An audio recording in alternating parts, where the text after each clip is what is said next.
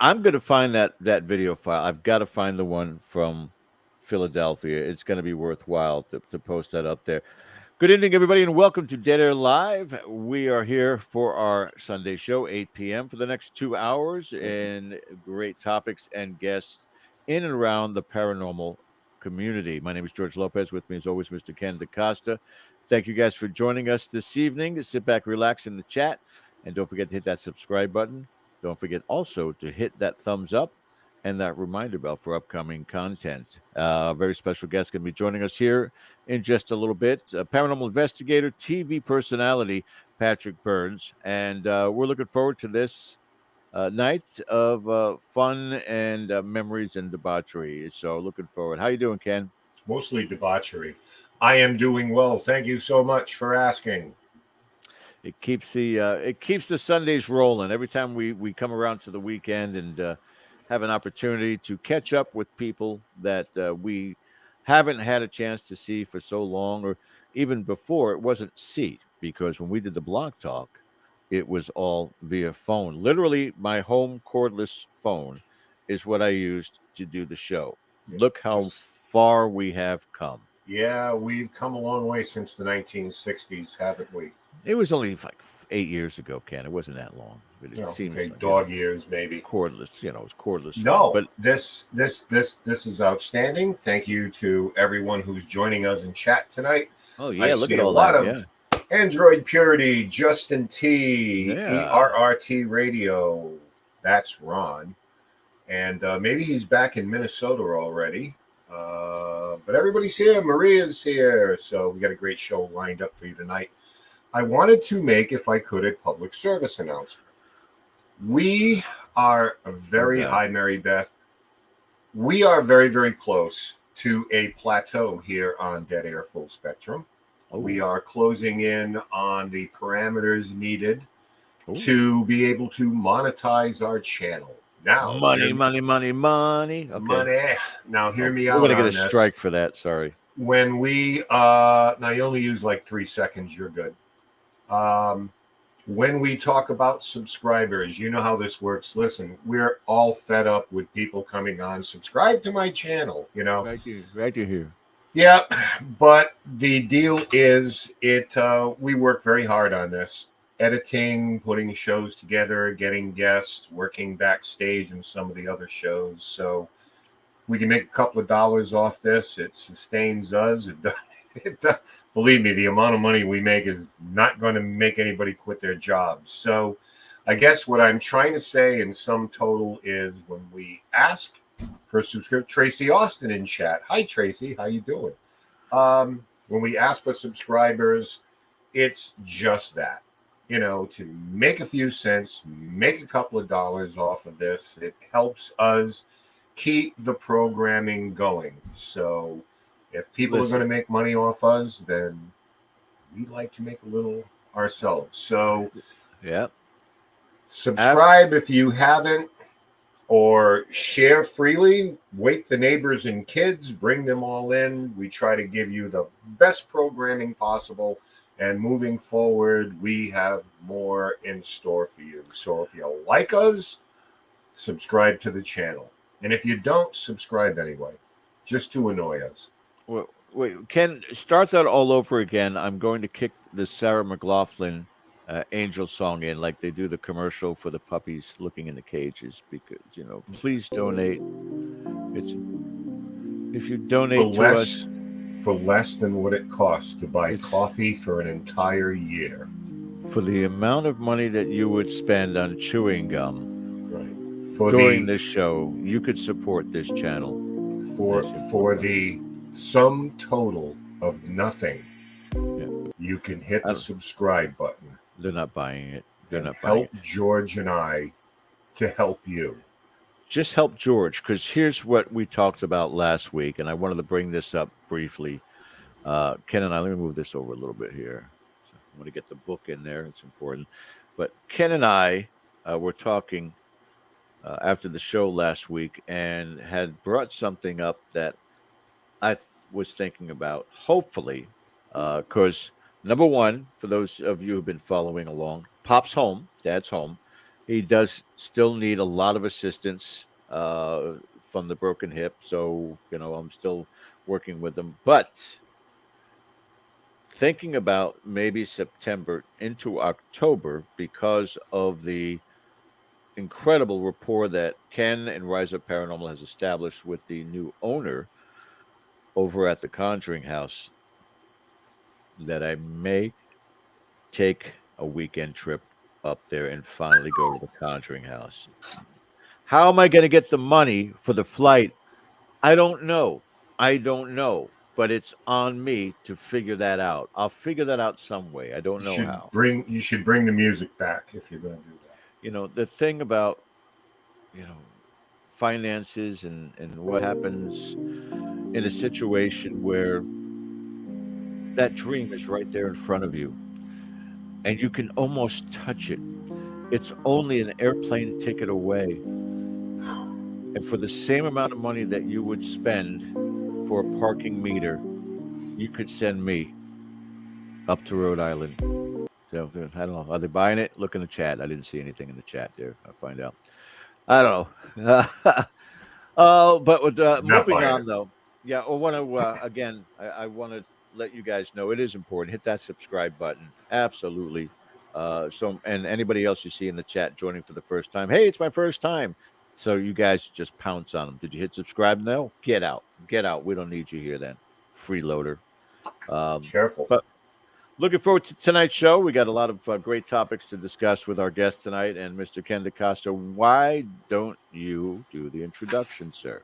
More than happy to. Patrick Burns joins us tonight. Patrick is a professional photographer and paranormal investigator, best known as star of the TruTV series Haunting Evidence. He was featured in an Emmy Award-winning Turner documentary, Interact Atlanta, Ghost Hounds. Patrick is a much sought-after speaker at various locations around the United States, and he and his wife, Marley Gibson, currently reside in Savannah, Georgia, where he's coming live to us tonight from. Where, by the way, they own and operate a walking ghost tour company called Got Ghosts. And we're going to get into that right from the jump with Patrick. So without further ado, please welcome tonight's guest, Mr. Patrick Burns. Hey, how you doing? Patrick, how are you tonight? I'm doing great. How are you guys? Couldn't be better. Well, don't ever It can always be better.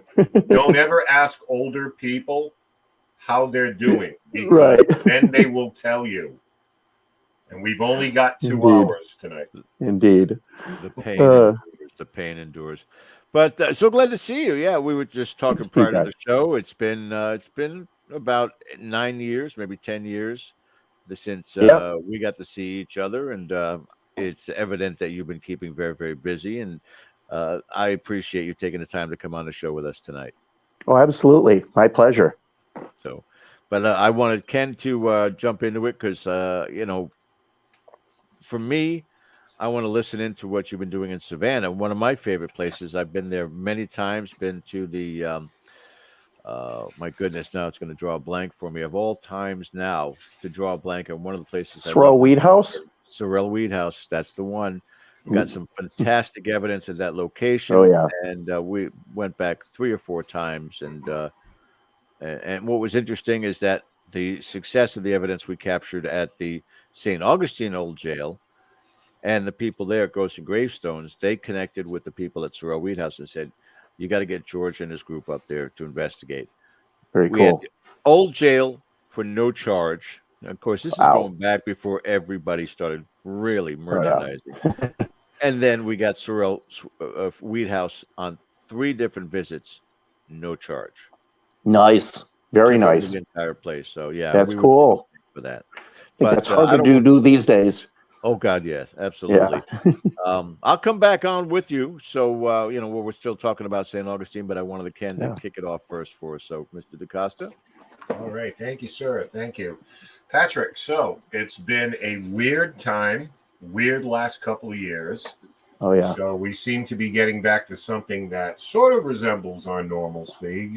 Can you say the same down there, or how are things going, particularly with the ghost tour? Got ghosts down there. I was reading a little bit about that, and rave reviews from people who have taken the tour. You are yelping it up out there. So tell us a little bit about the sort of dynamics of that, the evolution of that, Sure. Got Ghost, the tour company, and most importantly, how did you wind up in Savannah, Georgia? How did a nice Midwestern boy do that?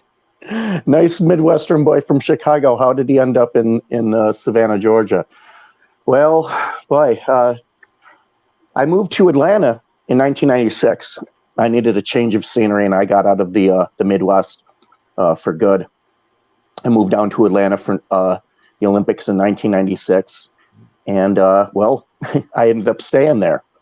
My first wife, we had 2 children together, and basically I started my paranormal research group, I think around 2001, called Ghost Hounds, and we had a very, very active message board, and we basically it kind of blossomed from there. I wanted to do a weekend, a road trip to go someplace, and my vote was for Key West. Key West has got my heart. It always has. I love the city, love the island. But everybody else, who was like a landslide, everybody else in the group voted for Savannah. So you got to check out Savannah. We're going down to Savannah. And we came down here. That would have been about 2003, I think, almost 20 years ago. And I was blown away, not only by the activity, the paranormal activity that's in the city, but just the sheer beauty of it. It is absolutely breathtaking, beautiful. I pinch myself every night that this is my job, that I walk people around the city and tell them about its history and about its haunted history. But we started, when I was still in Atlanta, we started doing paranormal conferences down here twice a year. It was called Ghost Stock. And we brought people from all across the United States to investigate and basically run a small paranormal conference. And I think the first 6 or 7 of those conferences were here in Savannah. And then I ended up leaving Georgia. I met Marley, my current wife, and we actually bought an RV, a motorhome RV, and we toured the country for, I think, about almost 3.5 years. Wow. And we were driving around, going to conferences. That was quite the ordeal. It was a fun time for us. But after a while, driving around like that, it starts to get a little old. And we were like, let's plant some roots someplace. And I wanted to be, semi close to my children, who are still living in Atlanta with their mom at the time. And it was a toss up. We were thinking either Athens, Georgia, because it's a big college town, or Savannah. Athens would have been much closer to my boys, but Savannah, I already had a relationship here. And I contacted a friend that I had that lived down here. I told him what I was planning on doing, moving here to be a ghost tour guide. And he hooked me up with another company that I worked for, I think, for about 2.5 years. And things didn't work out there. And I ended up branching out and starting my own company. That would have been, I think we're coming up on our 5th anniversary this month. And it's great. I do this, 6 nights a week. I get to lead people around this amazing city, tell them about the haunted history, and I share my own evidence with people. It's kind of cool because when I first started working as a tour guide, I was given research, and I'm using big air quotes when I say research, from the company that I worked for. They were an established company. They had been here for many years. And I had no reason to believe that their evidence or their historical research wasn't accurate. But they hired a paranormal investigator. And of course, it's not just working in the field A lot of being an investigator is going and doing your historical research as well. And I started doing that. I started following up on some of the ghost stories that we were telling on our tour. And what I found in almost every instance, there was a thread of truth to the story, but it had been heavily embellished over the years. Sure. It's like the telephone game, but it's played out over generations. Yeah, it's the nature of a lot of these tours where the stories perpetuate themselves until somebody like yourself comes along and says, right. blows the whistle and says, time out, wait a minute. Yeah, exactly. Well, as a paranormal enthusiast, as somebody who's done research in this, they, I guess they didn't count on that. And you don't have to make up stories. You don't have to make up anything in this town. This town has amazing stories, amazing history. And the difference is, most tour guides are storytellers. They're not investigators. They're not necessarily concerned about getting the details right. They just want to tell an entertaining, spooky story. Sure. Whereas, I'm trying to get the historical information accurate, dates, names, the whole 9 yards, just like we're doing an investigation. And, that unfortunately led to some differences between me and my former employer. And, broke off on my own, and I love it. Yeah. Living the dream. These type of things, even though they're entertaining, I mean, you don't need to wear a top hat, cape, and carry a lantern. No, you do not. All of that type of thing. I wanted to ask because I want to get a little bit more into the idea of a tour.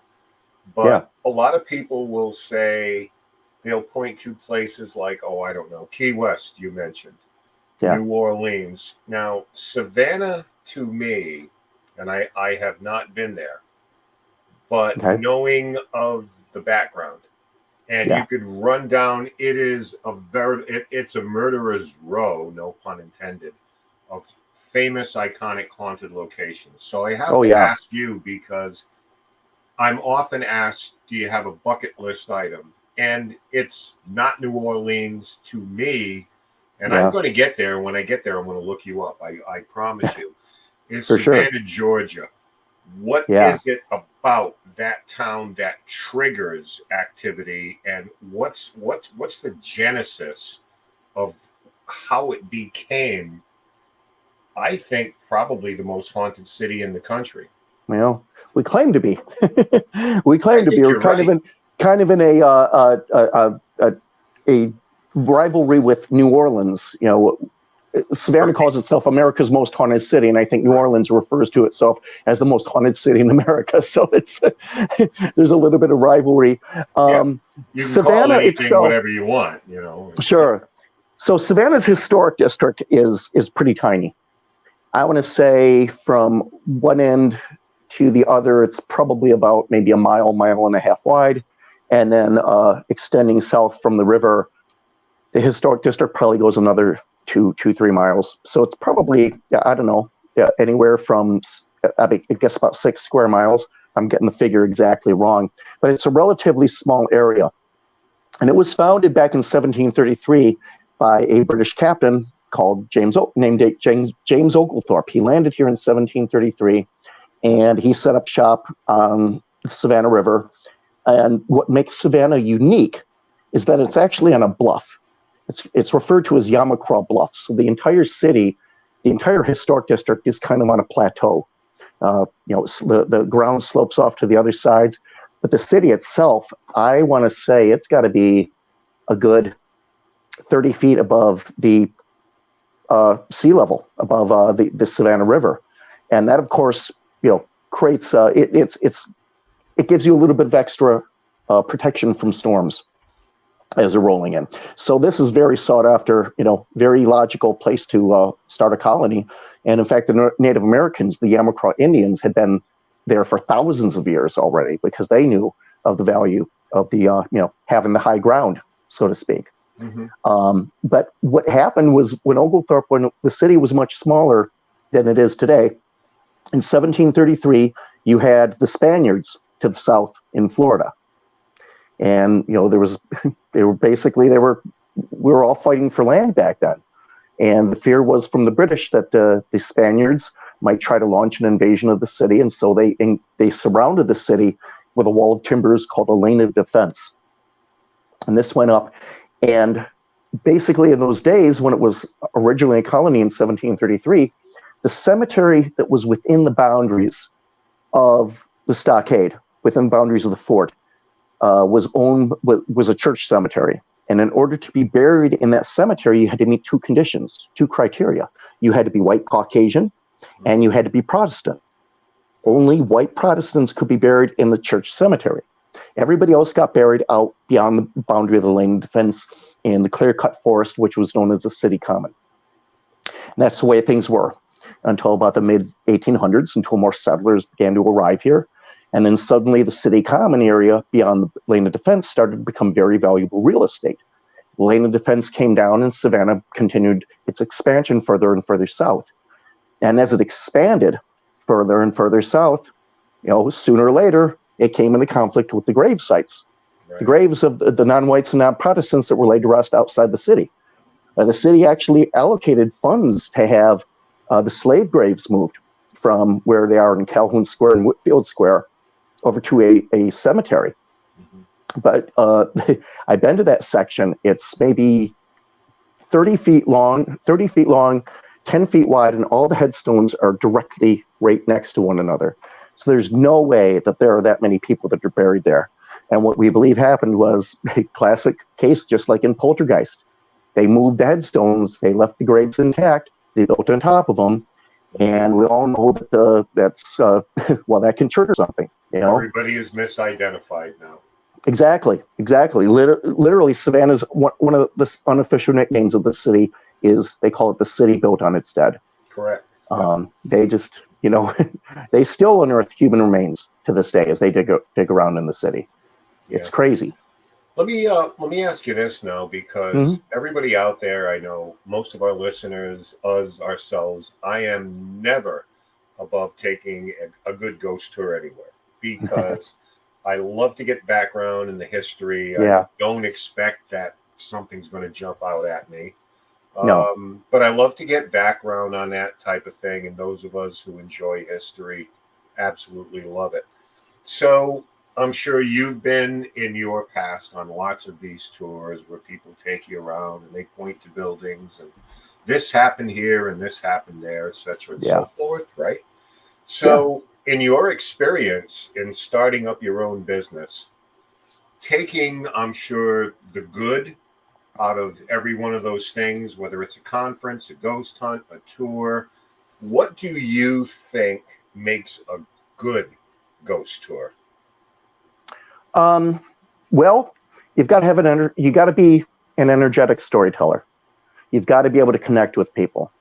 I've been doing this now for 8 years, and it's taken me a while to get my sea legs. First couple of years, it was a little rough. I was a little nervous, and it just sort of evolves over time. So you have to be entertaining. You have to keep people's attention, and you've got to read their body language too. If they're on their phones or they're like, kids are sort of sitting there shuffling their feet, then, let's speed the story up. Let's move on to the next location. Right. But over time, it's really fascinating because I watch children, as young as 7, 8 years old, and they're just the whole tour. They're fixated on what I'm saying. It's pretty amazing. And, if you can keep a child's attention, then, you're doing good. You're doing a good job.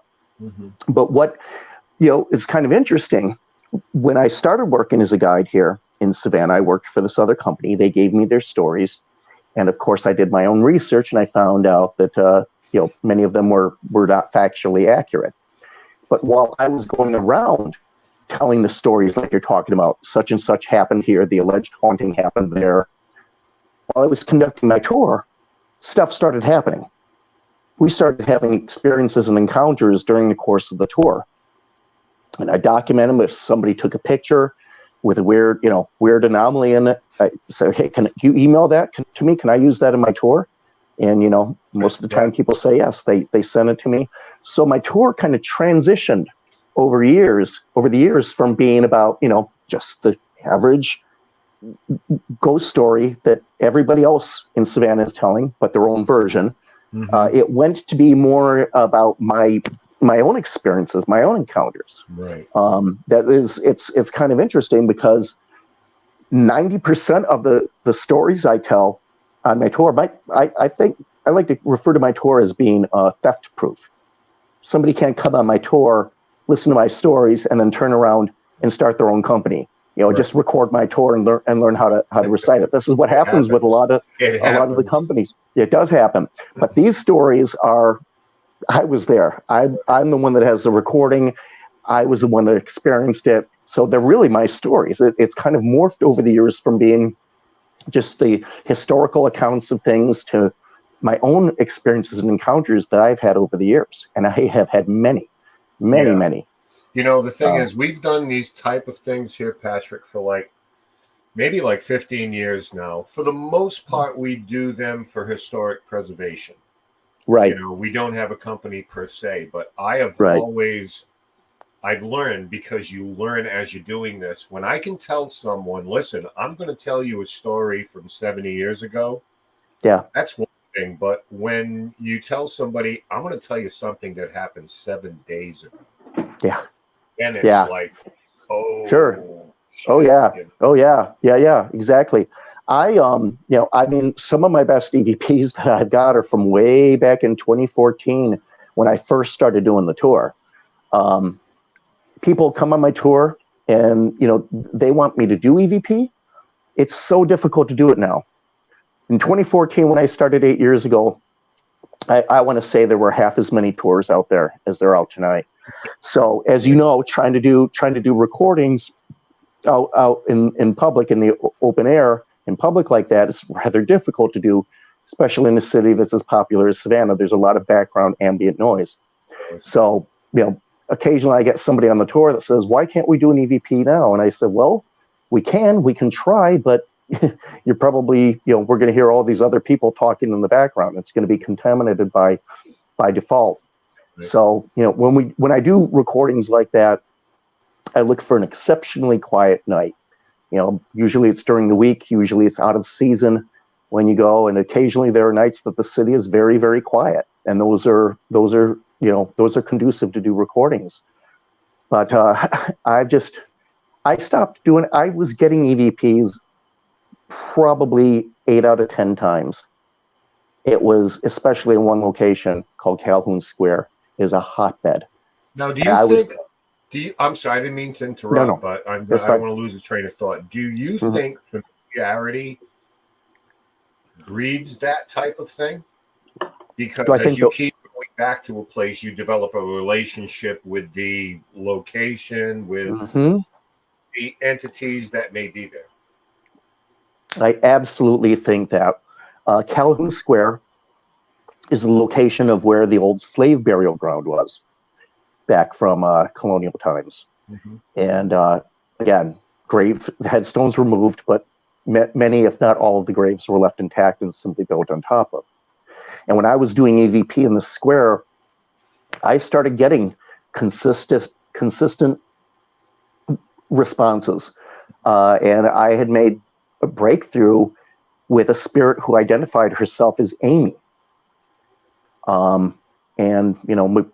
I thought to myself, that's kind of that sounds like a more modern name. I would think if it's a historical name that it would be more, it wouldn't be a short nickname like that. Amelia, the proper name, the full name. But Amy started coming through. And then another tour guide I worked with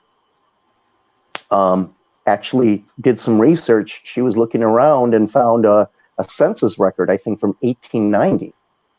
And the family was listed on the census record. And then at the bottom, there were the servants, former slaves that were working for them.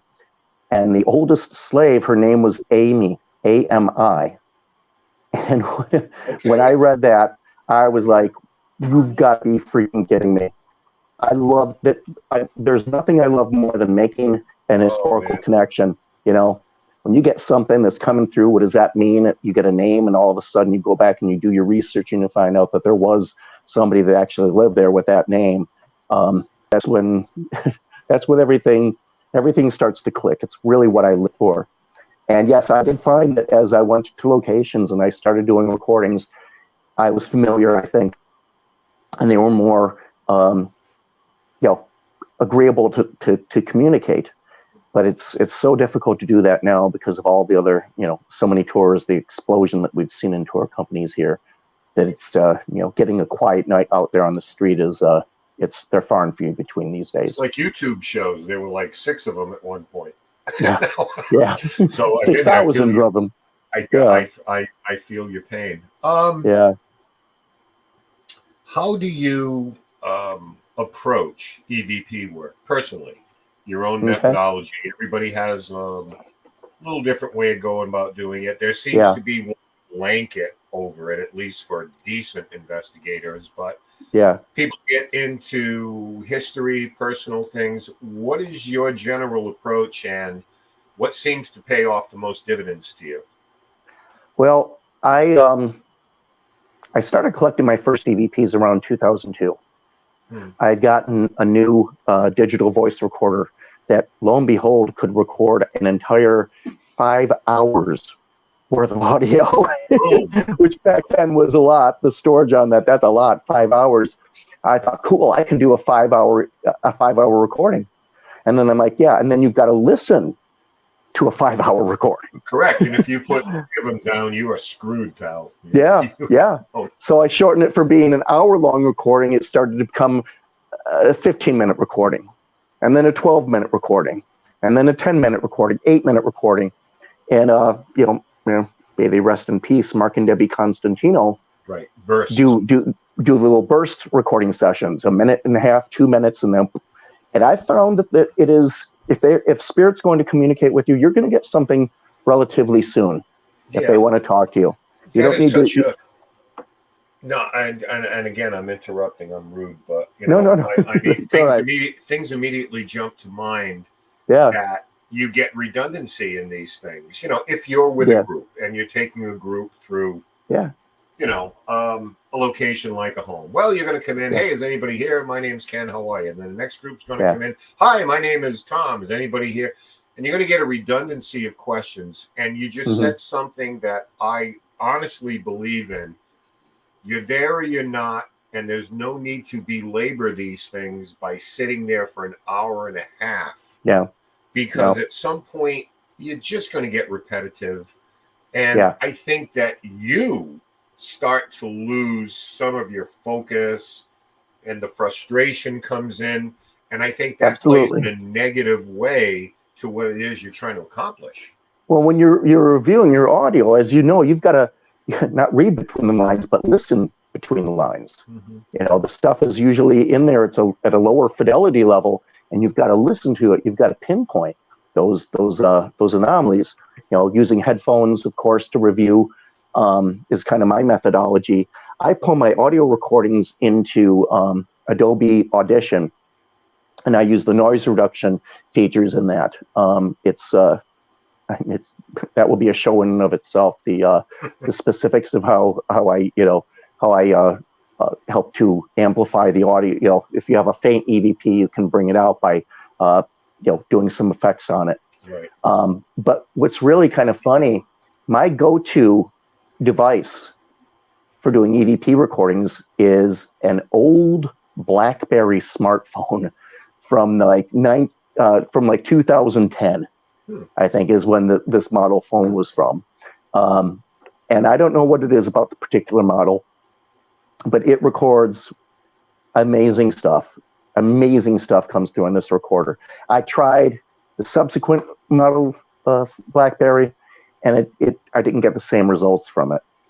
I'm not sure if it's the software, the electronics, the microphone, something, or the hardware itself in the BlackBerry, this particular model, that just it gives me fantastic results. And it's in fact, when I still have the thing, obviously it's not working as a cell phone. It hasn't for many years. It's obsolete, but I use it as a glorified audio recorder. In fact, I got about 4 or 5 of them off of eBay, I think, for a couple bucks, for $30 or something like that, just in case something happens to this one.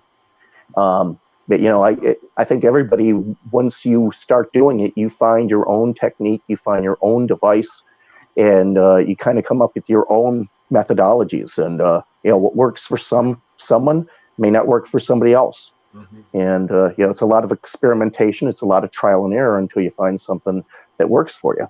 And something tells me, in terms of your approach, you're not out there asking anything to punch you in the face or throw you on the ground. No. And no, I'm no, laughing. No. I'm laughing because I just think that's so much performance art.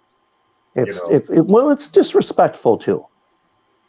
It's very disrespectful. I mean, if we're talking about ghosts and spirits, and if we believe that these are the souls or the essence of somebody who once lived, the personality, their soul, their spirit, going in and antagonizing them is rather rude. To go into somebody's house and start insulting them like that. I do not provoke. I never have provoked. I don't need to provoke.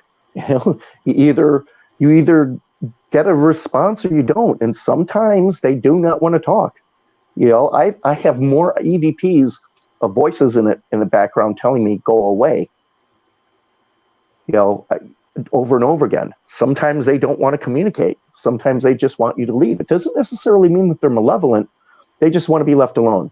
We're done here. I think in some instances. Yeah. I want to get George back in here because there's a couple of other things, including how you first came to this. I want to talk a little bit later about the Paulding Spooklight. Great story, by the way, and a little bit about some of the books that you and Marley have written concerning pets, concerning teenagers, and some questions I have for you later. But right now, I'm going to let you take a trip down memory lane with my good friend George Lopez while I go refresh my drink. So we'll be back in. Okay. All right. There was a point in time, call it a heyday within the paranormal field, where it was lightning in a bottle. And you were fortunate enough to have the opportunity to do some TV also. Yeah. And for our viewers who particularly love to go ahead and scan the internet, what was the show that you were on? And I'm sure they can still find some of those excerpts even on YouTube. Yeah. So the show I was on was called Haunting Evidence. And in fact, let's see if I can turn around here. That's our poster. It's a lenticular poster that was on display in Manhattan. Here's John and myself are on the ends there. It was called Haunting Evidence. And it first started, it premiered on Court TV, which later became TruTV. Yeah. And it was an interesting show. It was, we investigated cold cases. I was the tech guy, but the other two on the show were psychics, medium. And we tried to help law enforcement by going to crime scenes, trying to get them, the psychics were, of course, trying to get a visual of what they thought actually happened, who a suspect might resemble. And I'm looking for any sort of anomalous activity while they're doing their readings. Is a temperature drop? Is there all of a sudden a huge magnetic spike for no reason? That was kind of my role on the program. And we did it for 3 seasons. It was a great opportunity for me. I don't want to say it was fun because we were dealing with tragedies. These were cold cases. Every episode we did, and it was still a cold case at the end of the show.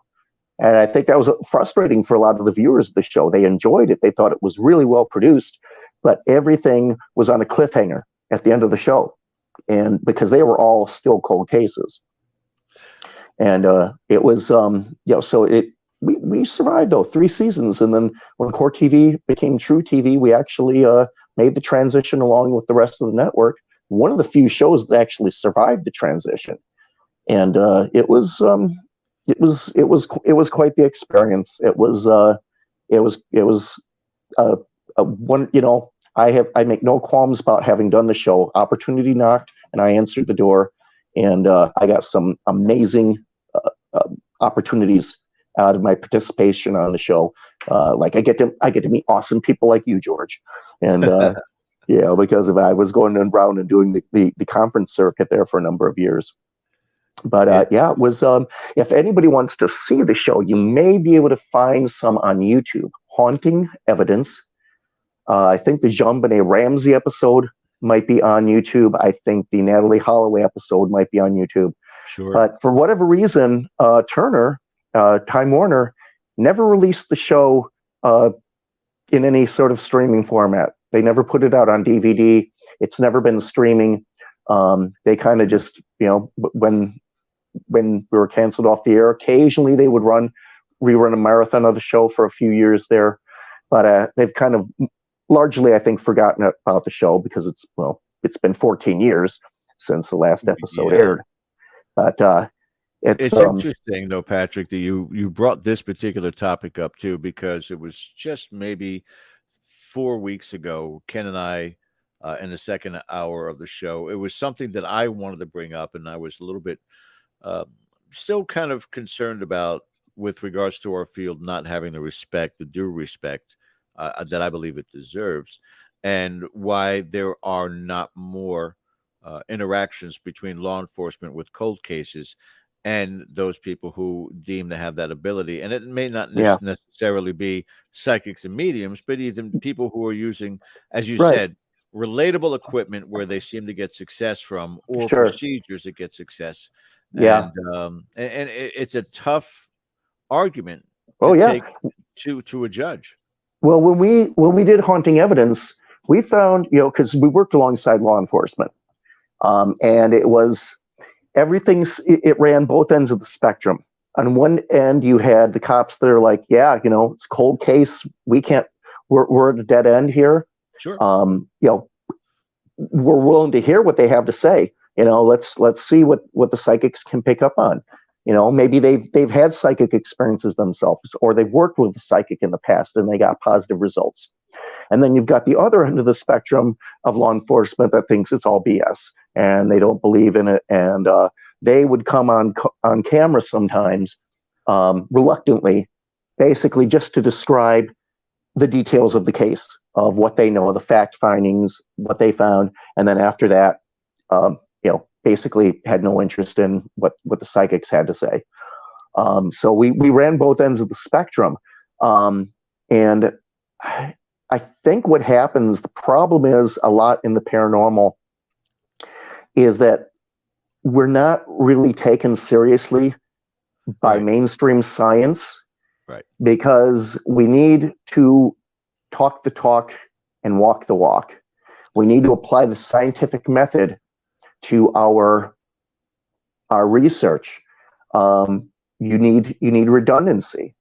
One photograph is the same as a single data point in science. It's meaningless. You need a series of photographs. You need a series of images over a span of time that you can go back and compare subsequent frames with. Video is perfect like that for that purpose, or burst mode when you're taking photographs, still photos.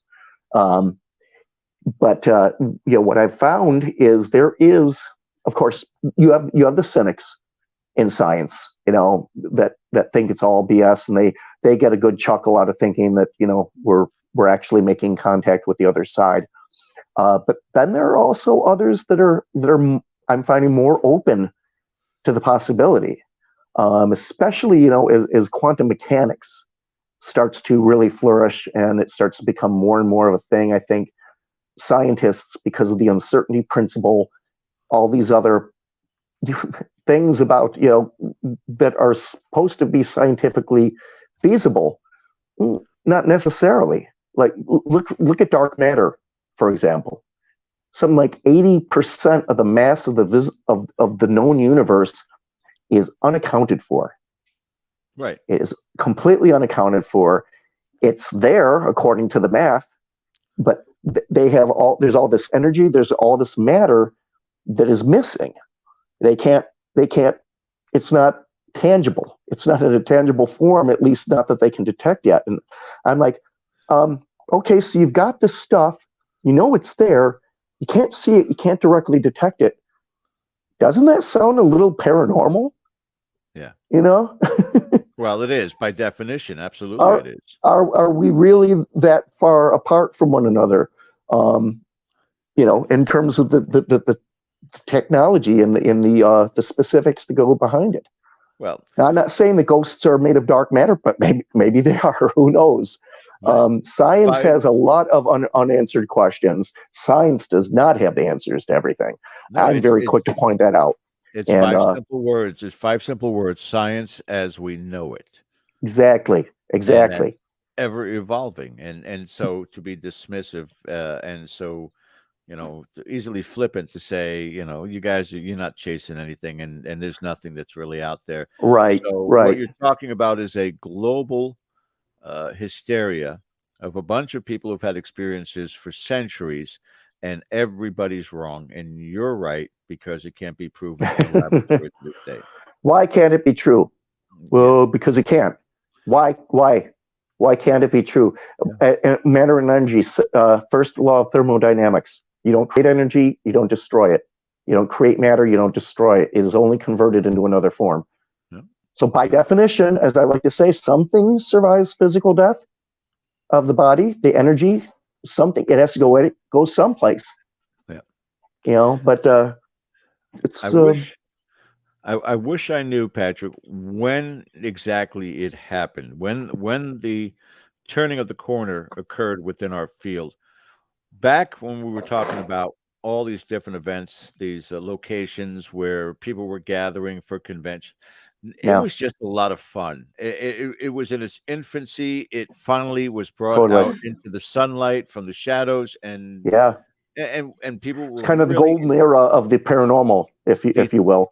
yes, the enthusiasm was just it was palpable. And Yeah, then I don't want to say cynicism to the extent, but people said, we've hit this threshold and we're not getting any further. Where no one's yeah. discovering that next No, level. Even they're and not. then the shows got stale to an extent. So maybe you were kind of blessed with only 3 seasons because it Yeah, didn't get old for you guys, or right. you what I heard stories of from John Zaffis and some of the others of, we couldn't do it anymore between the travel and the producers wanting us to, just manipulate evidence and fake. Well, there's part of that too. I mean, Really, I may or may not have been asked by someone on our crew there you that go. if I would if they could help it along, and I said no. I said that's not what I signed up for here. I'll walk. I'll leave Yeah, the show. I told I said I will leave the show. I am not going to fabricate anything. I'm not going to compromise my integrity. The reason that I got into the paranormal was not to be on television. That was yeah, the furthest thing from my mind. That was, as I like to say, that was a happy accident. That was an opportunity that presented itself. But you know, eh, I suppose if I was willing to play ball, maybe we might have gotten a few more seasons out of the show. But I was not going to be the one to do that. no, and we've had that discussion before. Ken, myself, and other guests that have been on, and sometimes just in idle conversation on a phone call that, you know, if that were offered up to 99% of the people in the field who would take that option. Okay, listen, you're going to be on the show. You're going to go ghost hunt at some of the most famous locations and some Yeah, places that have never been discovered before. However, sure. if we're going to ask you to kind of react to this or agree to this, Yeah, then it's in the contract. You got to do it. I yeah, myself even said, you know what? I probably would do it. And the reason why I would do it is because going back to the heyday times, no, not so much today, but back when this field was on fire, wouldn't it be yeah, great then to be able to have that freedom to go to these conventions? And when you're in front of 300, 600, 800, 3,000 people and say, that's television and there are certain requirements there. Here's the paranormal field, and this is what we require. right. And being able to differentiate between the two, which again is hard to separate those two. Well, wait a minute. If you're faking this, how do we know you're not faking that? But again, I think it would have at least giving other people opportunity to have a voice in this field, because a lot Yeah, of us need those correct voices, and a lot of us, unfortunately, who shouldn't have a voice, do. What's that there? Yeah. You know. No. But I wanted to show something here before we go to break. We've got about 7 minutes here. This will take you back. Is that Marley? That's Marley.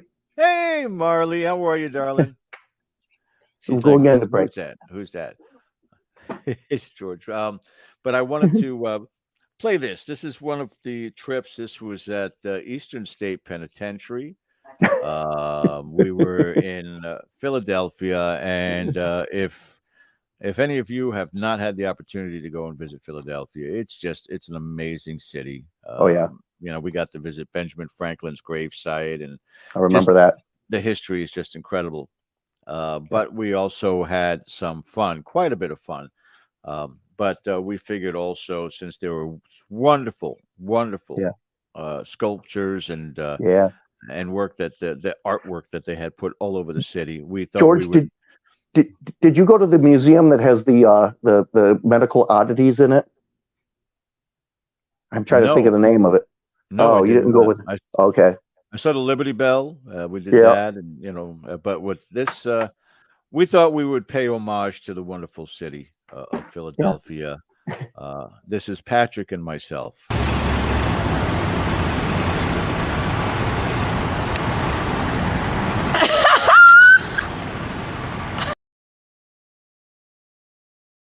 And scene. That was what I think. That was Tim Dennis that was filming it, wasn't it? May have been. I can't remember, but I tell you, and that's when we went down to Pat and Gino's, I think, too, that night. Yes, we did. Yes. Yeah. Oh, yeah. Delicious. I missed the travel bug. That's incredible. And now you're closer. Yes. Yes. You're only a couple hours away. You've got to get your butt up here to Savannah, man. Yeah, I did. I'll show you around. Just south of St. Augustine. And again, I've been to on several occasions the Sorrel Weed House in Savannah, Georgia, and that place is really, really active, and the people there are very gracious. And what a beautiful city. And just like Patrick said earlier on, if you guys don't know, Savannah is one of those places just right out of a movie. And as you're walking down the street, hi y'all. How y'all doing? And everybody's so friendly and so gracious, and yet it's also a college town, so it's always buzzing. There's always stuff going on in that area. Yeah, huge port. There's a huge port because that whole river there, right around the riverfront. Oh yeah, we have. I think it's Savannah has the third largest port on the eastern seaboard. It's about to possibly be the second largest. Really? Huge. Yeah. Shipping is huge around here. In fact, Marley and I, we live about only 2 miles away from the port, if it's even that far away. Yeah, it's huge. That's the number one industry in Savannah. Tourism is number 2, but shipping has always been Savannah's number one industry, I guess. Now, I've been to Savannah. I lived for about 1.5 years in Key West, and may I say, of the choices for a place to plant some roots, Savannah's a better location. Number one, you've got a lot more access to so many more things. When you're on what we used to call in Key West the Rock, right? It was 3.5 hours to get back to Miami, and it was bridges. Yeah. You cross the bridge into the Keys, and you're like, all right, we're in the Keys. Yeah, you've still got another 2 hours to go to your Key West. Past Marathon and Isla Morada. Yeah, there's a lot to go through there. But again, it's an incredibly historical place. There's a lot of history. The ghost tours are fantastic. This has got to be a little bit harder there because now you're coming into the muggy season for you. Indeed. It is. We had a pretty mild spring. It wasn't terribly humid. It was quite comfortable this year. But we have hit the wall, so to speak, and summer is back, and the humidity. Yeah, that's the only thing I wish I could get rid of in Savannah. It'd be perfect if we didn't have the high humidity level here. But I do the best I can. I go out to do my ghost tour, and I have like a wet towel that I take with me to help keep cool and wipe down during the course of the tour because you're on stage, and you're performing, so obviously you're gonna sweat a little bit more. But I do the best I can to try and stay comfortable.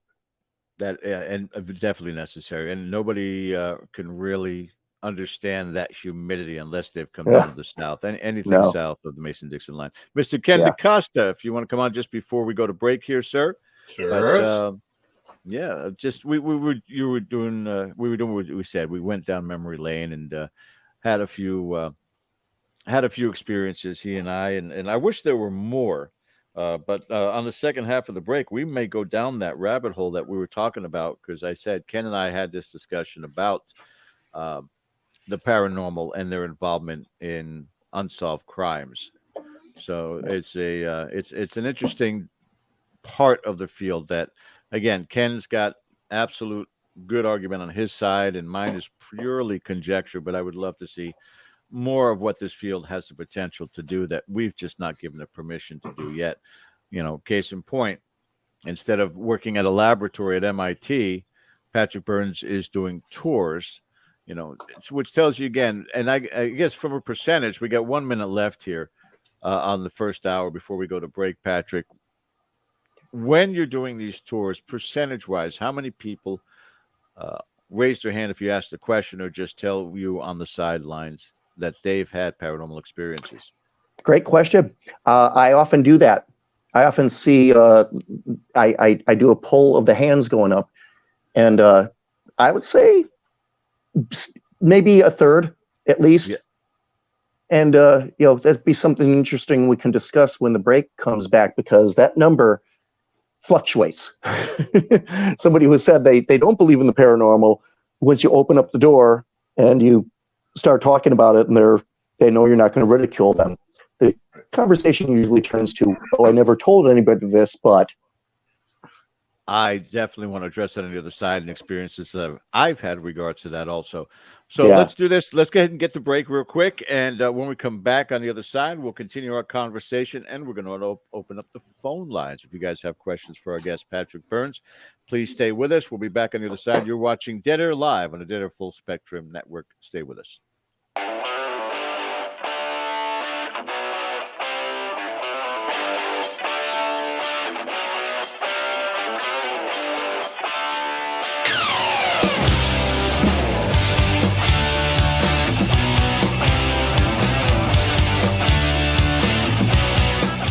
Hey members, the new KGRA DB app is now available on iOS and Android devices. Gain on-demand access to any KGRA DB programming. Download any show directly to your mobile device to listen or watch on the go. Go to the App Store and search KGRA DB. Scrolling all day, time can disappear. Wanna make it count? Why not volunteer? Posting pics of your food, that takes up time. Time, you've got time to binge all of season 9, though it got so bad. Time, you got time. We're gonna grow back and be the same browse you had. Just a few hours to keep families from harm. Help us end home fires with Sound the Alarm. Volunteer for a day to install free smoke alarms in your community.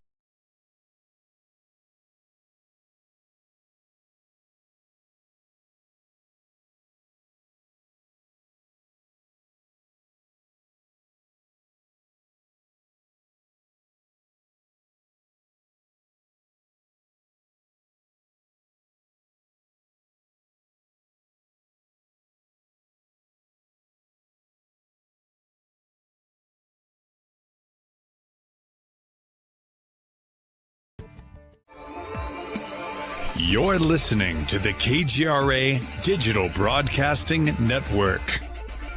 We provide unparalleled coverage of trending news in the world of ufology, cryptozoology, and paranormal phenomenon. Whether you're watching our video live stream or listening to one of our audio programs, you are getting the best from world-renowned researchers and hosts, guiding you through topics the mainstream won't touch. Miss one of your favorite programs? No problem.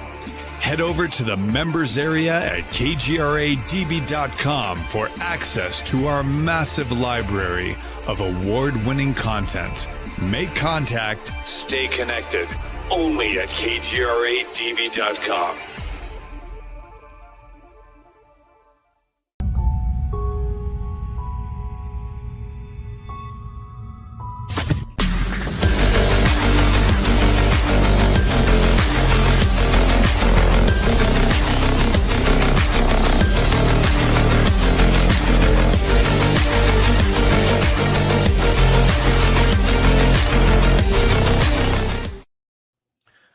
All right, guys, welcome back to the second hour. Where's Bill? Bill, are you around there, Bill? Are you over there at your studio right now? I wanted to bring something up here for a second.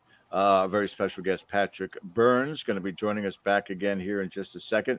But I don't know where he's at. We're going to put up the phone number first and foremost. So if you guys want to call, if you have any questions, you can speak to us at that point in time. Yeah, Bill, pop on screen if you're able to. If you're busy or you're in your underwear, don't worry about it. Even if you're busy, pop on. Yeah. Thanks for joining us again, guys. Don't forget to subscribe, hit that thumbs up and the reminder bell. You know, I'm watching the commercial during the break here, and I'm sure everybody's listening. If anything, you know, they may be standing up. Some of our viewers, and then they're going to head and get their extra cup of coffee with it. You might want to switch out the voice with like a British female. Every time you finish that commercial, I expect it to say, "I'm going to make you an offer you can't refuse." He's getting on. Hey, Ken, he's getting on my New York thing. You know what I'm saying? I don't want to get into anybody who owns this channel or has any financial stake in it whatsoever. I was never here. Yeah. All I'm saying is I'll address this matter when I get a certain book in the mail. Yeah, that's the way to appease them. Oh, make sure that's called protection money. This is we are simulcasting with KGRADB.com, KGRA on YouTube, and also on Facebook. The number to call in is also 85 KGRA Live. That's 855-472-5483. If you'd like to speak to our very special guest, Patrick Burns. Hey, guys. You got to go Thank through you Bill so much first, again, though. sir. All right. Oh, and don't forget Tracy Austin following us. Yes. You guys make sure. 10 p.m. from Vegas. Absolutely. But welcome back to the show. We're going to bring our guest, Patrick Burns, back onto the screen with us here. And once again, Patrick, thank you for joining us tonight. You go right from here to work, don't you? Yes, I do. I have a tour coming up here 10:30, my pub crawl. Trying to think again. What could go wrong with that? Ghosts and spirits. Yeah. Oh, it's a different crowd than my normal 8:00 tour, which I didn't have tonight. Didn't run it tonight. A completely different audience. Completely different audience. And you have to approach it as such. You know, people just behave differently when they've been drinking all night, drinking all day in some instances. Well, you'd almost hope so, to a degree, because that's what you sign up for. Right. What's the one bar that's there that the pool table is downstairs? That would be Moon River Saloon. Moon River, yeah. Yep. I forgot about that one. That's long. Yeah. So for you to get from home, is it by car or can you just walk down there? In which case I'm very jealous. I drive down there. When Marley and I moved here in 2014, though, we did move into an apartment right downtown. And that's where we were. In those instances, yes, there were instances where I did walk to work. It was convenient in that regard. But we live about 15 minutes away from Savannah. We're actually renting a house that we've been in, I think, for 4 or 5 years now. So is it the out in the rural area? Do you have some acreage out there to enjoy? Oh gosh, no, not rural area. Like I said earlier, we're like a mile away from the port of Savannah. Okay. Very developed area out here. Yeah. Lots of freight trains, lots of 18-wheelers coming in and out of here. Well, again, I can't say that I'm not jealous for your proximity to that great haunt location, but Same for me. I'm only 30 minutes away from St. Augustine. Yeah, right. You have that going for you. It's always fantastic. Oh, and then yeah. Ken has something called the entire New England area. Okay. Yeah. That's pretty decent. Yeah. Salem. Yeah. Yeah, Throw a rock Salem, and you'll Boston. hit something. Yeah. That's Oh, for the clever sure. part to it. Yeah. So you were getting into the topic about a third of the people that come along for your tours and asking them whether or not they have had experience in the past, and on average, a third of that. You said that changes from time to time. Yeah. Well, the Gallup poll that I think it's every 6 or 7 years, they do a poll where they ask Americans a series of questions. And one of the questions they ask is, do you believe in the afterlife, in the spirit world? I think something like 37% of respondents say yes. And as I like to say, those are the ones that will say yes to a complete stranger that called them on the phone and probably interrupted dinner. Right. I find in my experience that I've been, the last several decades that I've been in this, I've had more instances where somebody says, I don't believe in any of that. Okay, well, you don't believe in it, but here's what happened to me. I had this experience. I had this happen, and you develop what I call this comfort zone with them. All of a sudden, it's this topic isn't going to be ridiculed, and once you've established that that comfort zone with them, I've had more instances where the conversation, no, I don't believe in the paranormal, and then all of a sudden it shifts to, well, I never told anybody this before, but they'll open up. So I think that number it's beyond 50%, might be as high as 60-70%. Yeah, it's funny how you get into conversations with people like that. And Yeah. then somewhere along the line, you could be doing a presentation or a tour in your case, and somebody will say, well, one day, or they'll say, I had an aunt who, or there was a house down on my street that, everybody's got a ghost story. Yeah. Yeah. Really, everybody does, never think. Yeah. I ask so many people on the tour, especially if I have a smaller group on, that I'm taking out, sometimes it's only, have a handful of people. And when it's a smaller group like that, I can connect with them on a more one-to-one level, and I'll ask them their questions. What are your experiences? What are your encounters? What has ever happened to you? And it's fascinating. It's fascinating that I meet new people every night, and they share their experiences and their encounters with me, and it's reaffirming to my own beliefs, my own experiences and encounters, because there's always that voice in you that's like, at least for me, there's that always that cynical little piece of me that's like, is this really paranormal? Are you just imagining it? And of course, come back to my senses, but it's Yeah, I consider you a saint when it comes to that, because people want to come up to me and tell me their stories, and about 30 seconds into it, I'm like, oh, it's just an orb. It's just an orb. It's not what don't know me, but you gotta contend with it, and I tried. I did. when I discovered that most orbs are just airborne particulates, dust, moisture, pollen. I was in another paranormal group. This is before I founded Ghost Hounds, and we're talking like 1999. Back then, it was pretty much agreed upon that these strange spheres were spirit energy.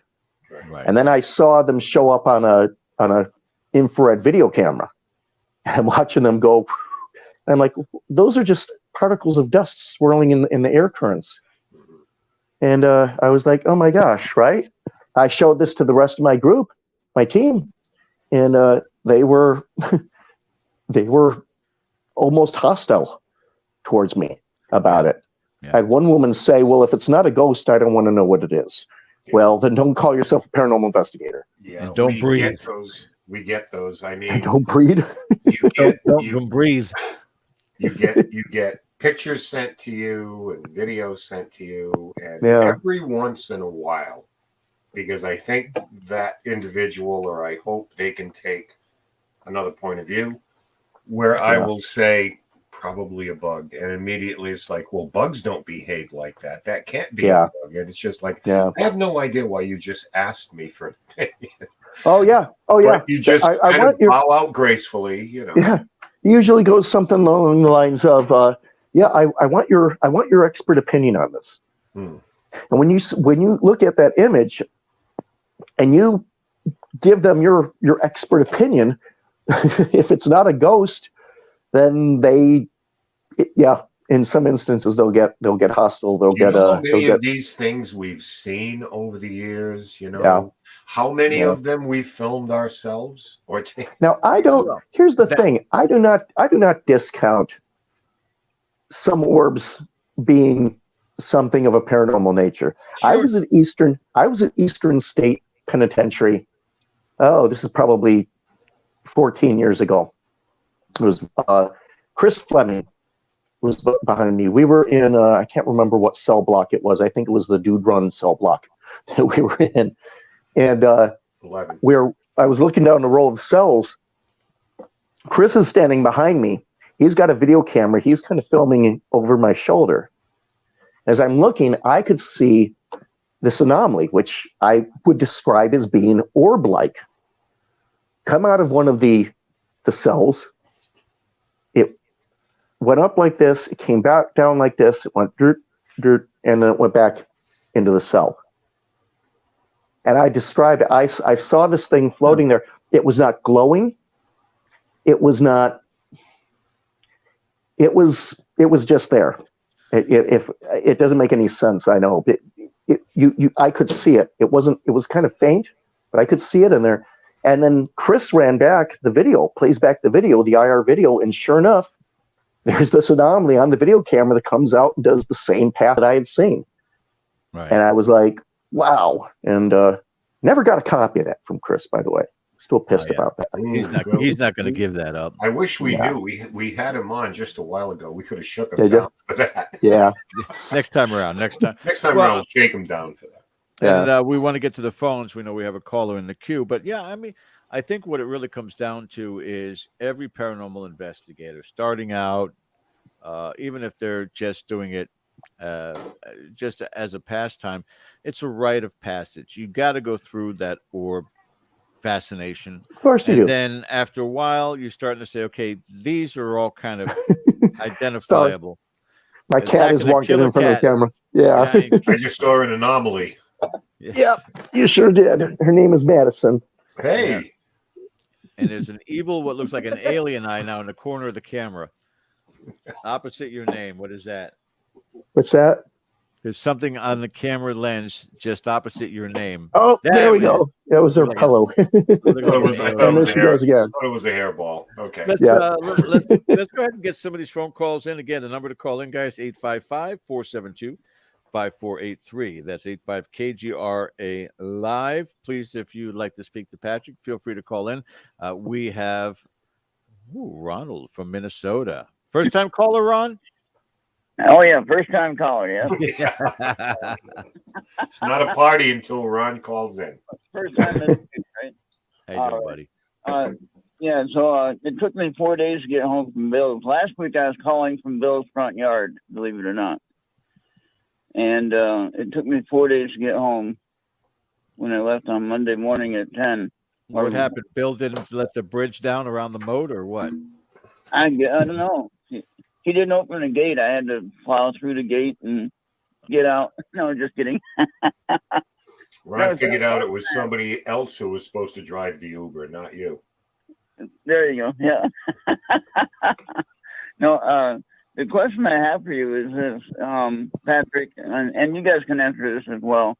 I've heard some people say, and you know, a lot of church people don't want to believe in the ghosts because they believe that, you know, you're dead. That's it. You're dead. You know, you shouldn't be coming back and talking to anybody, or you're dead. But now I'm seeing some personal evidence of things happening just in my own personal life about things that I have been witnessing and things like that at my house and things like that. Yeah. And it's like, well, I can't explain it.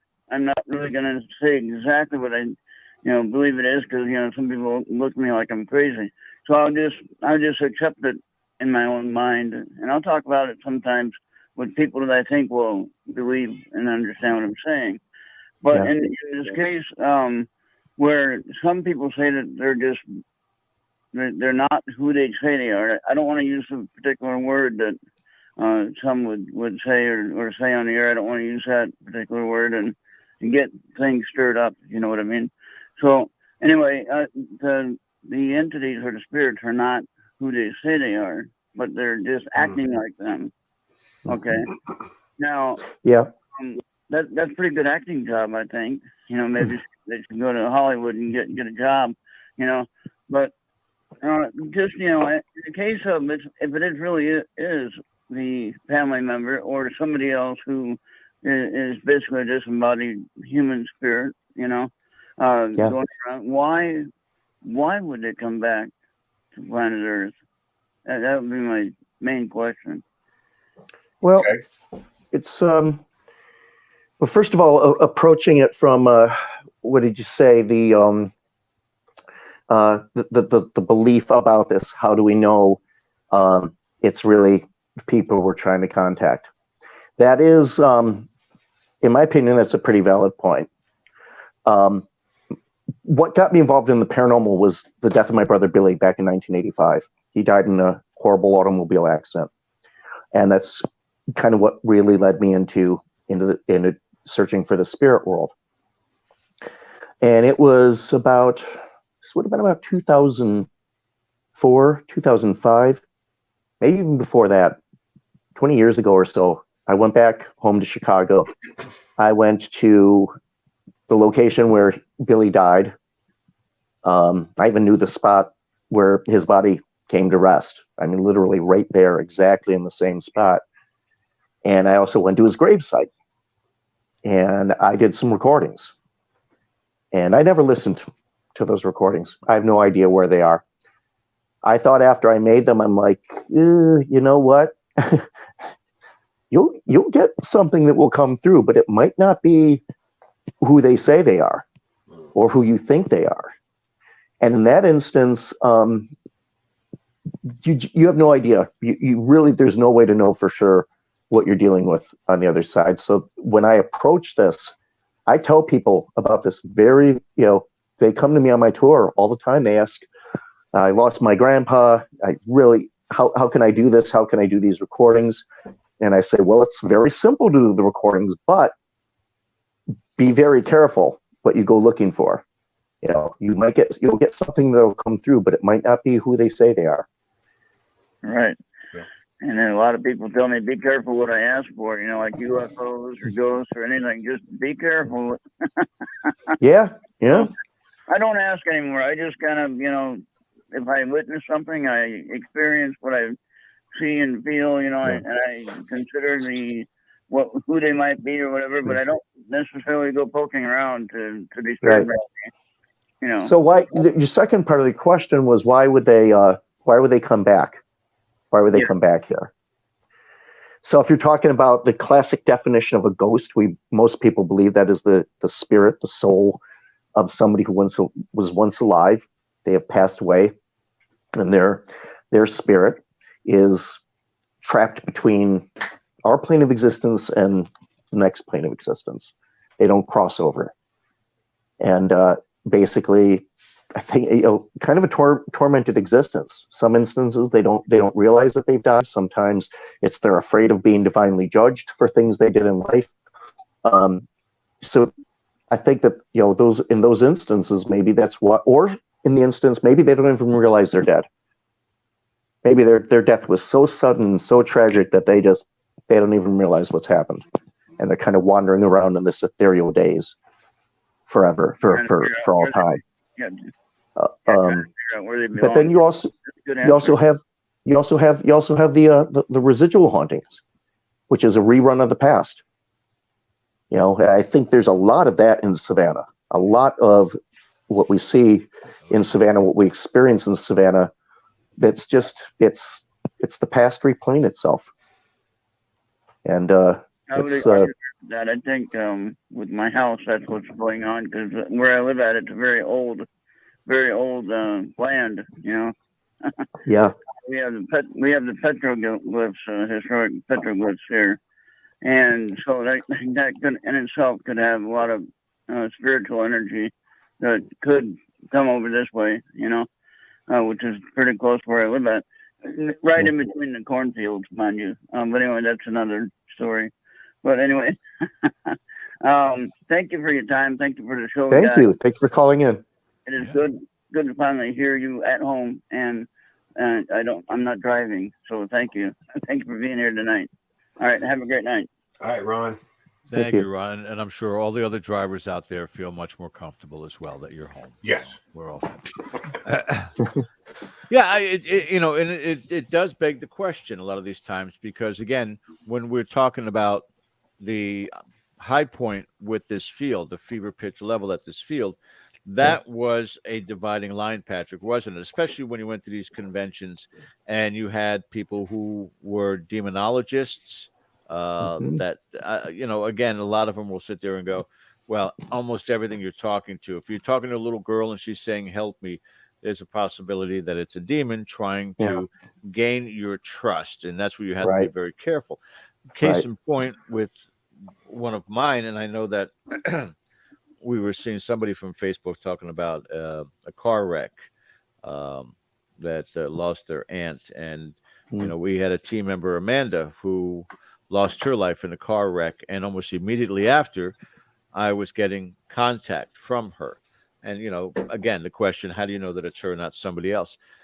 And I sit there and I go, look, I'm a paranormal investigator. If I'm going to be approached by something that is evil, dark, sinister, it could happen at any time. That's the risks we face here in the field. But just all of a sudden, you're just going to wait for this person to be the one to make that contact with me, to allow me to trust. Yeah.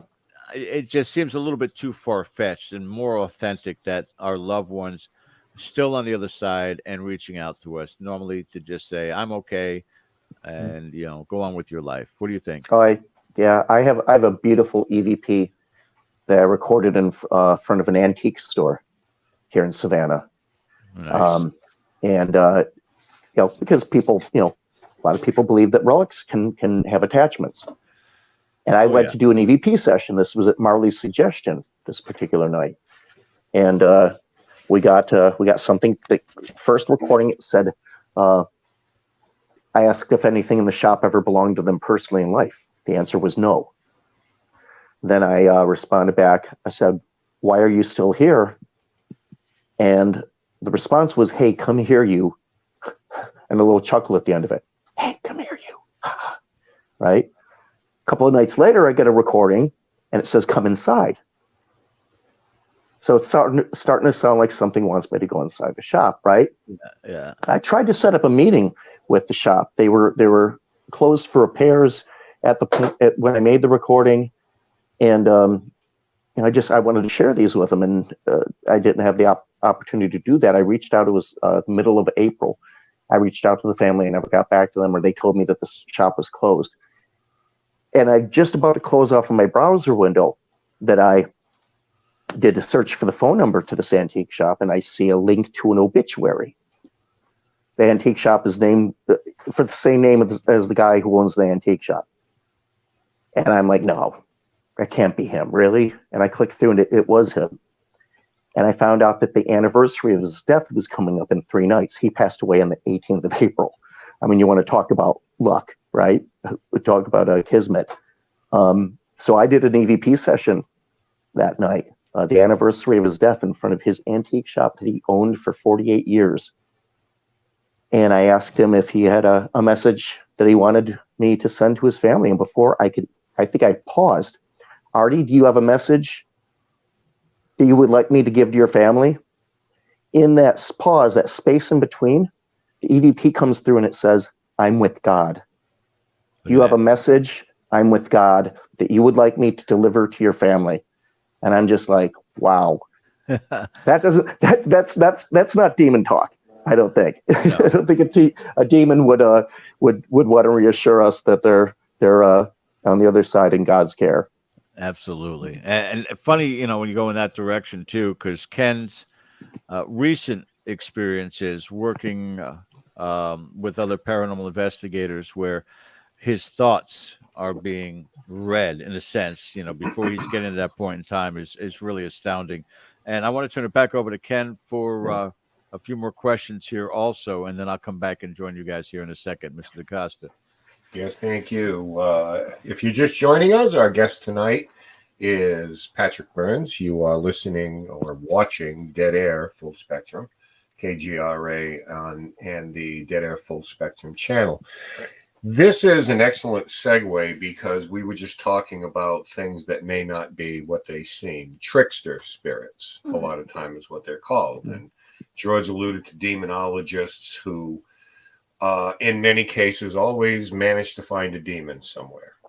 It's their own. Well, when you go looking for it, I think it's kind of like putting out the call. Yeah.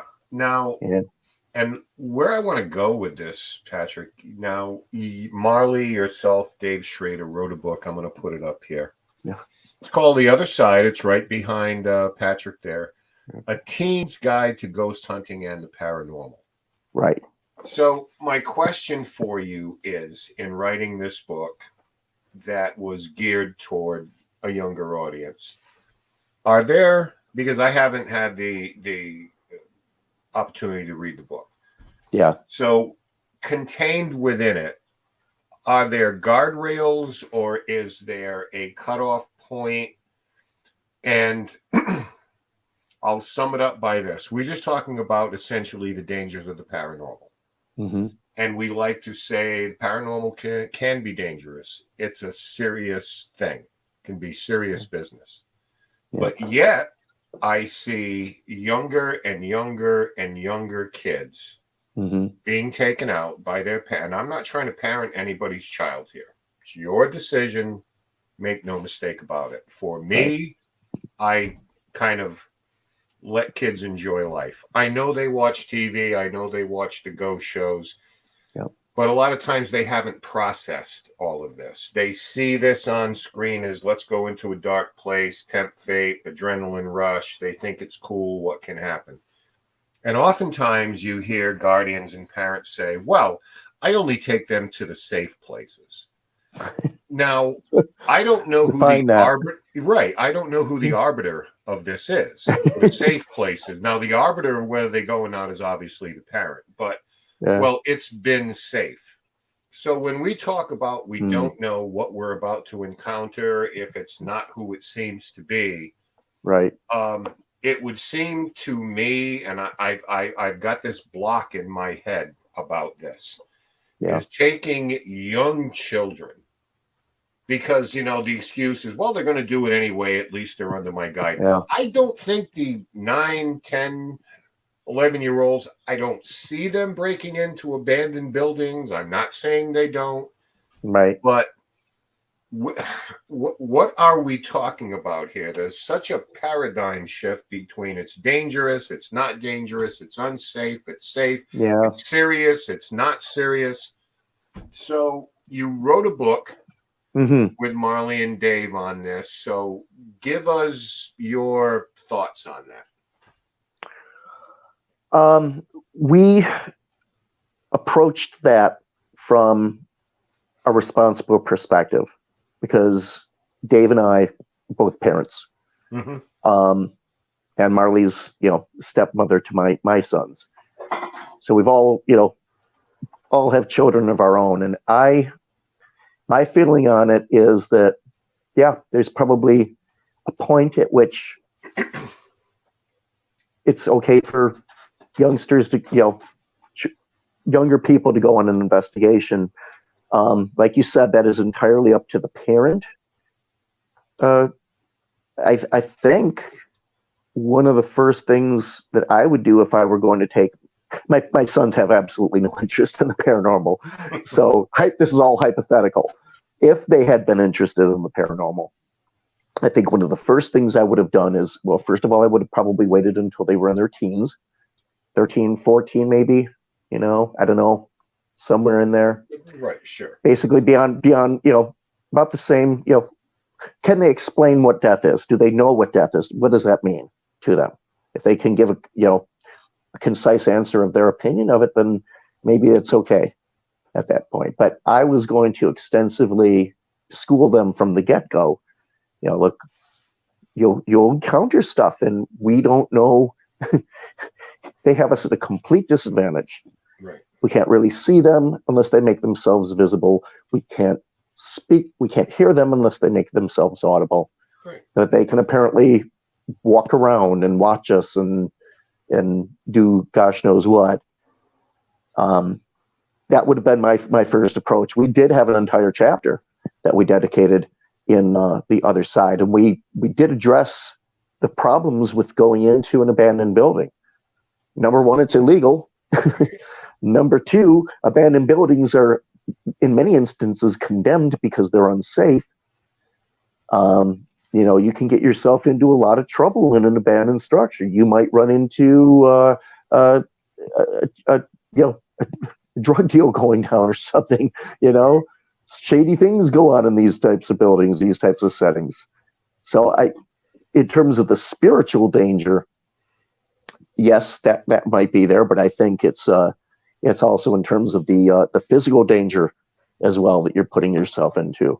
Mm-hmm. And when ghost hunters get arrested for trespassing, it makes us all look bad, and a lot we lose access, we lose a lot of credibility because this team thought, oh, you know what, I don't care that it's off limits, that it's no trespassing. They go in anyway. They break the law, and they get caught. And the public opinion of ghost hunters, I think, at that point starts to go down. It starts to diminish. Right. So I know that Alice in Wonderland, we just had a comment up there, but she says there was adult literature on the subject. Now there's children's books on it. Yeah. And I think we have to understand when we're talking about children, let's have a line of delineation here. We're talking about someone younger than 12, 11, whatever the case may be. Right. The cynic in me says that children are consumers as well. Their parents will buy them those books if they see this on television, because you really get an homogenized version of what it is that we do and what can happen. Yeah. And we could become very desensitized to it. Okay, yeah. Because no one on TV is being rushed to a hospital, right? Or any of that kind of thing. No, it looks very glamorous on TV. It looks very glamorous on TV. It's all, it only takes you 5 minutes into your investigation before you start getting activity, You're right. Edited for television. Unfortunately, the reality of what a real investigation looks like is not what you see on TV. Of course, you know that. Right. There are ways to write about these things and to handle them where there's something of a happy ending. The kids are empowered. Right. They kind of run the show. Someone in chat is talking about the Goosebumps books. Well, that's an entirely different type of thing. You're looking at a literary work. I'm talking about going into a physical location. So it's kind of like apples and oranges argument. So, I mean, I've always had this. Go ahead. I was just going to say, once you go looking for something, you've opened up that door. Once you start seeking something out, when you deliberately go to try and make contact with spirit, I think you've opened up that door. You're susceptible at that point. Right. So again, not casting aspersions on anybody. It's just my own feelings that I get confused sometimes by what people say. It's dangerous. Don't mess with it. Kids can go. You don't know what you're going to encounter. Oh, but these are safe places. And I just think that there's like a conflation of what is it that you're saying as the adult in the room here. You Right. know, you are your Right. part. Yeah. Okay, so bringing that up, I did want to get to some questions we had in chat for you tonight, Patrick. Okay. And gives you an idea of, we got a pretty smart chat room every week, and there's some great questions. Jeff Hilton. Patrick, what is the number one thing that tourists should never do in Savannah? That's a good question, right? Oh, you come to the right place. The number one thing that tourists should not do when they come to Savannah. Wow. I might get in trouble for this, so I'm not going to name names, but don't stand in line for a restaurant or a food location for more than 15 minutes. I would not do that, especially in the heat here. Gosh.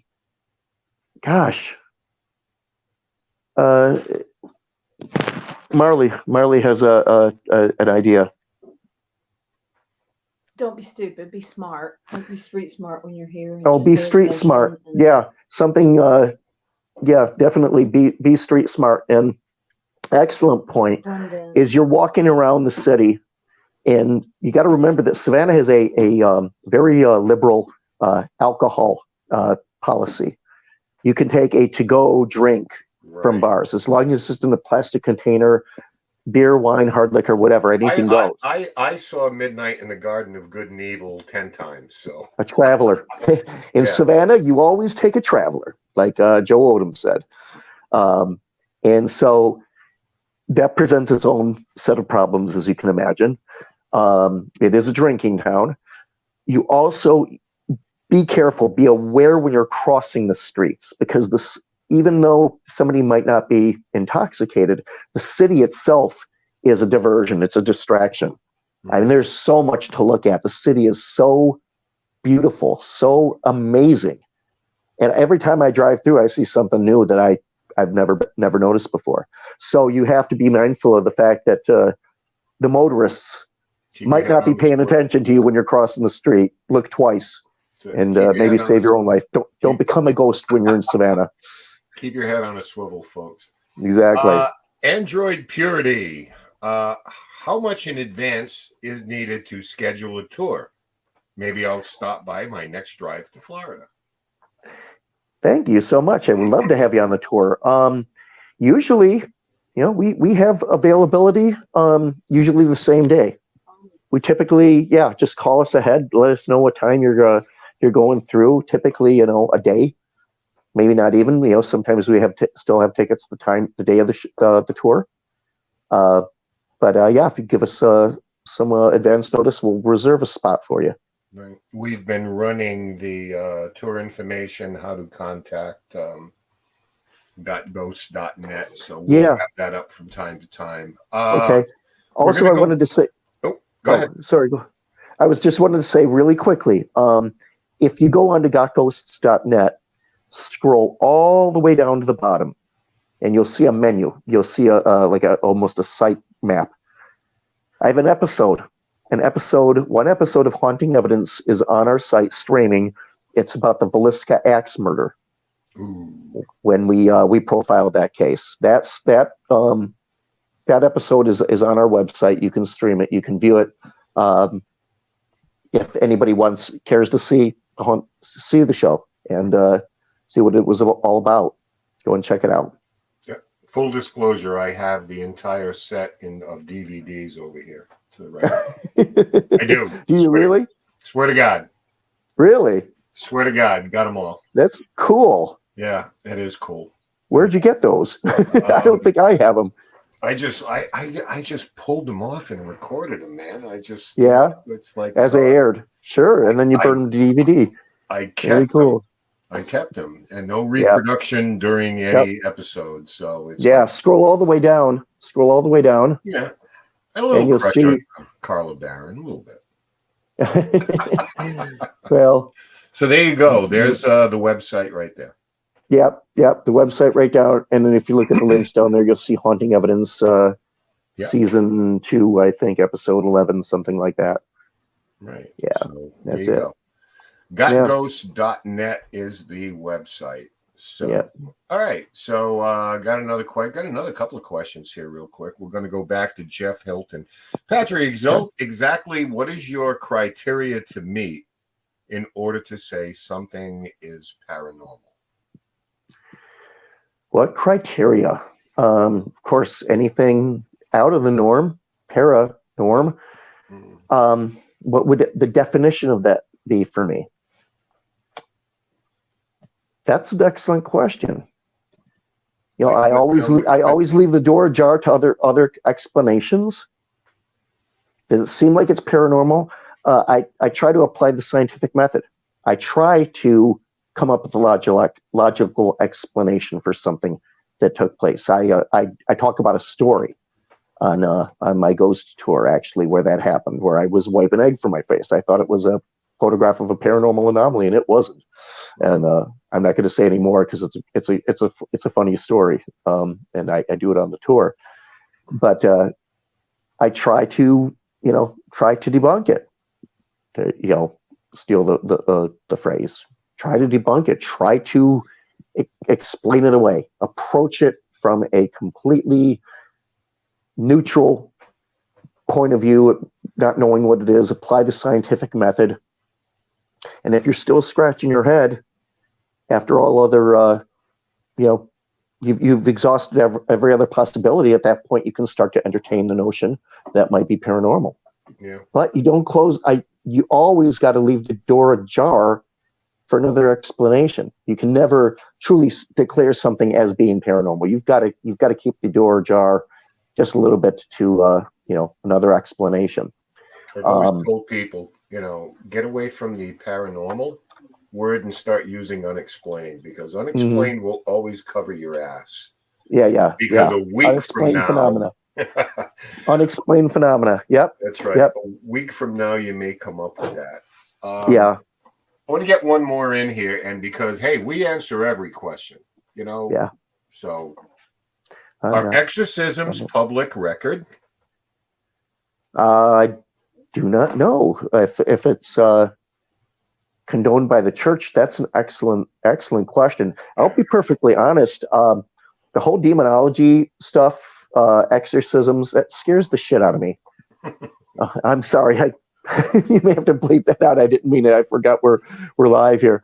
That's fine. Okay. All right. I don't want to get you in trouble with the FCC. I used to work in radio. I should know better. Yeah, it's oh gosh. I don't think if this is done through the Catholic Church. No. Because they require a full psychological and physical evaluation, because they're not stupid. They don't want to empower anybody who's going through mental illness. So by virtue of the hoops that they have to jump through to actually send an ordained priest to do this, I can guarantee you, unless somebody leaks it, it's private. It's off the records. It's sealed. But yeah, I would imagine so. Normally somebody leaks it, and that's how we find out about it. Yeah. Yep. I don't think it happens. I don't think they do it very often, because like you said, they have to have all that criteria met, which of course is very smart. And I tell people that all the time. They think that they've, a member of their family might be possessed, and I say, well, do they have a clean bill of health? And well, what do you mean? Well, you got to make sure that they don't, that it's not a mental health issue. What, you're saying I'm crazy? No, not even saying that necessarily. You could have a tumor. There could be a medical condition that is in there, causing you to see this stuff. You got to have a clean bill of health before you entertain a notion that it could be something paranormal. Yeah. That's running before you can even walk. It's not cool to go running after those things. Sometimes you're not a mental health professional. Nope. The best thing to do I steer them away. Yeah, I steer away from them when I would get calls like that and say, "I'm sorry, I wish I could help you, but it's not something that I am prepared to deal with. You know, all I can say is go see your doctor and make sure they give you a clean bill of health, and then entertain the notion it might be paranormal and take it from there. The more you know, and that's The more good, you know. and that's good advice.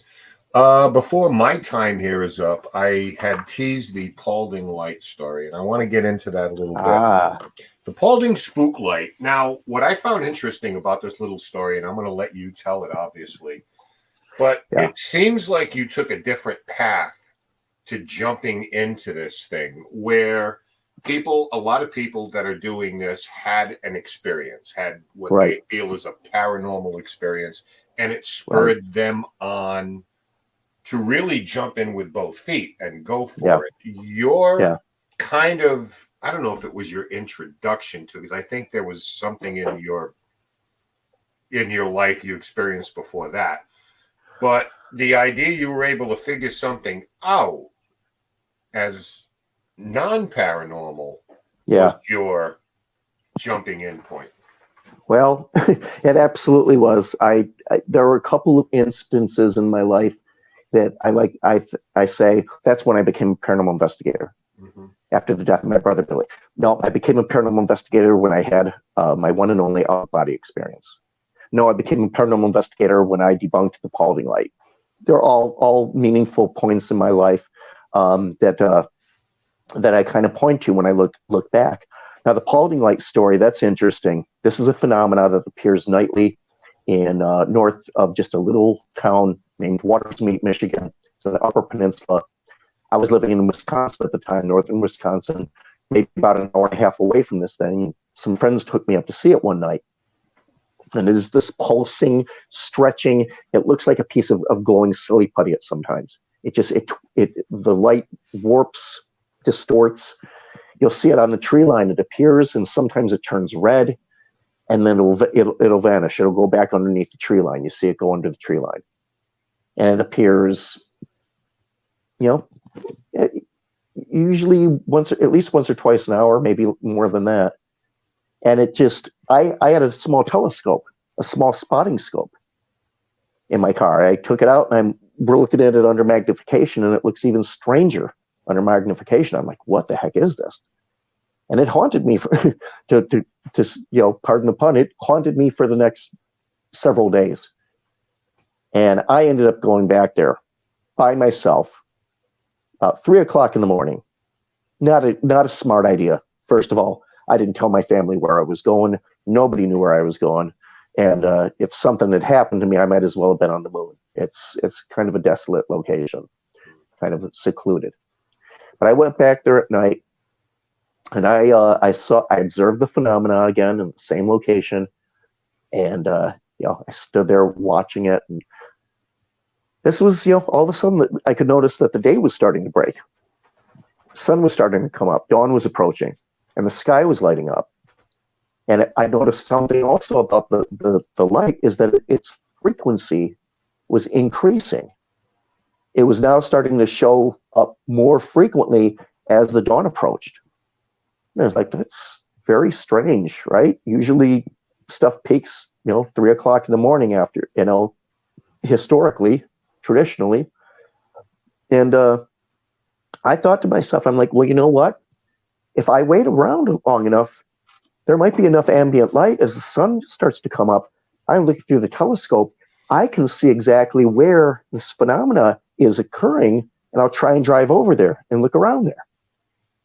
Okay, so I'm watching it. I'm watching the phenomena through my telescope, and all of a sudden I noticed that the red light was attached to the back end of a semi-tractor trailer. Okay. I'm looking at through the telescope, and I'm like, you've got to be kidding me. So what it is, there's an easement that they cut through the forest for power lines. And the easement goes straight through the forest, and it reconnects with the highway several miles north of there. And so what you're just seeing a little slice of the highway. You're seeing car headlights as they're coming and going. You see the taillights of the vehicles.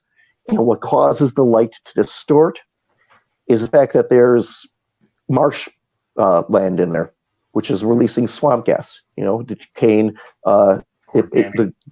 Organic gas rises up. It distorts the light as the light passes through it. And I'm like, you've got to be kidding me. That's it. I've debunked the Paulding light only because I had the common sense to stay around until the sun came up. So it makes sense that the phenomena started to increase. The later it got out, people are going to work, people are waking up. But in doing that broke my heart. I mean, well, I was going to say, and that's when you moved from Wisconsin. You had to leave. Not quite. I stuck around there for a couple of years after that, but it broke my heart driving back home. I was so blah. I'm like, you've got to be freaking kidding me, right? But then I started to think, well, certainly with all the unexplained phenomena that's out there, some of it is unexplained still. It's not that easy to explain away. I've seen TV shows that go out there to investigate the light. They said, they can't see it. It's not the headlights. And I'm, take me back there. I'll show you exactly what the phenomena is, exactly where it's occurring. And I would even dare to say, I'll take a car, I'll drive all the way down the highway, turn around and start flashing Morse code. We'll recreate it. We'll recreate the phenomena. So it's I just it was that was kind of a stepping off point, like you said. But you did a service, and to me, that's the difference between. And this question's asked a lot. What's the difference between a ghost hunter and a paranormal investigator? Simply speaking, a ghost hunter is trying to find something. An investigator responds to existing claims to try to run them through the test. So essentially, that's a good definition. You were investigating. Right. I became an investigator at that moment. I started that night as a ghost hunter, and I finished it out as an investigator. Absolutely. And you did a service to yourself, the field, and whether they like it or not, I did not do a service to the people of Waters Meet. They do not like that. When I told my friends, look, I've explained it away. Oh, no, that's not it. That's not it. It's not headlights on the. My brother's sister's cousin's mother said she saw it floating above the car, and I'm like, okay, I wasn't there. That's not what I observed. That's not what was introduced to me as the Paulding light. What I saw was car headlights on the highway. Yeah. If it makes you feel better, they're still putting it out on documentaries that it's still. Yeah.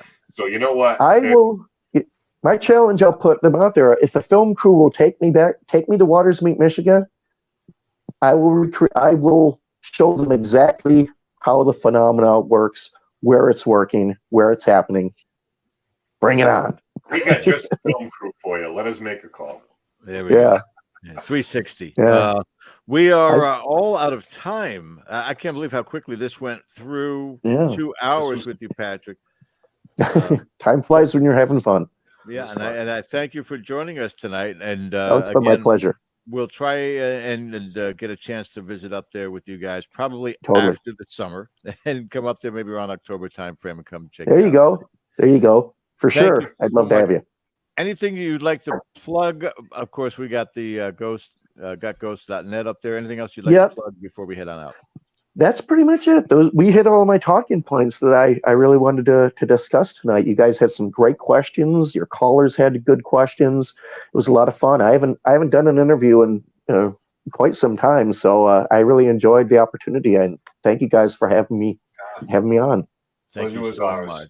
We're all out of time here, guys. Thank you so much. We'll see you back here next week, same time. You've been watching the Dead Air live show on Dead Air Full Spectrum.